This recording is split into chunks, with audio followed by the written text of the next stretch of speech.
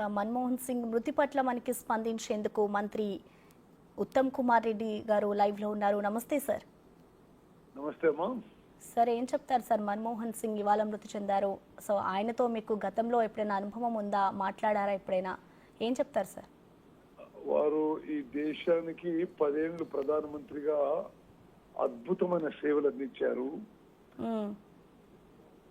చరిత్రలో ఒక గొప్ప ప్రధానమంత్రిగా భారతదేశానికి ఎనలేని సేవలు అందించిన ఒక ఆర్థికవేత్తగా వారి పేరు చరిత్రలో, భారతదేశ చరిత్రలో నిలిచిపోతుంది. అది కాకుండా నిజాయితీకి వారు మారు పేరు. చాలా సింపుల్ మనిషి. నాకు బాగా పరిచయం ఉన్న వ్యక్తి కూడా. నేను కూడా వారికి బాగా తెలుసు. అనేక సందర్భాల్లో వారిని కలవడం జరిగింది. నిజంగా ఇది దేశానికి ఒక తీరని లోటుగా నేను భావిస్తున్నాను.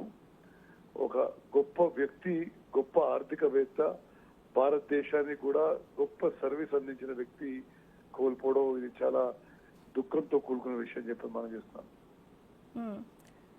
అంటే సార్, గతంలో ఎప్పుడైనా మీరు ఢిల్లీ వెళ్ళినప్పుడు ఆయనతో మీకు ఎలాంటి అనుబంధం ఉండేది?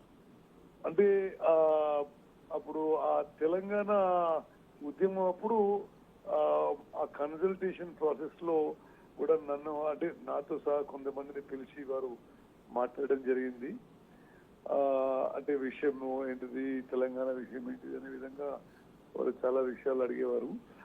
ఆ తర్వాత కూడా నేను పార్లమెంట్ సభ్యుని అయిన తర్వాత వారు రాజ్యసభ సభ్యుడిగా పార్లమెంట్ లో కూడా కలవడం జరిగింది.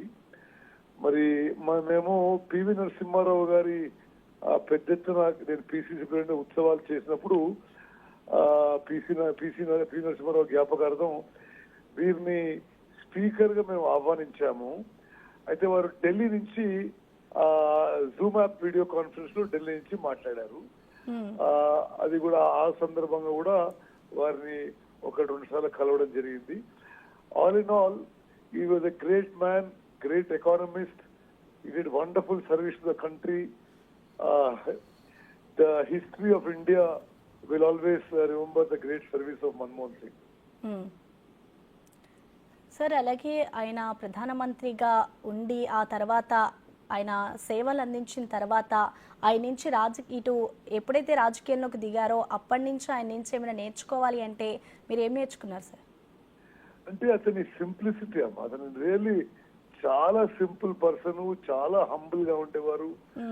వారికి ఉన్న నాలెడ్జ్, వారికి ఉన్న ఒక గొప్ప ఆర్థిక శాస్త్రవేత్తగా, వారు దేశ ప్రధానిగా కూడా చాలా సింపుల్ గా ఉండేవారు. చాలా సింపుల్ గా, సాఫ్ట్ గా మాట్లాడేవారు. He was a real visionary, he was a real statesmen.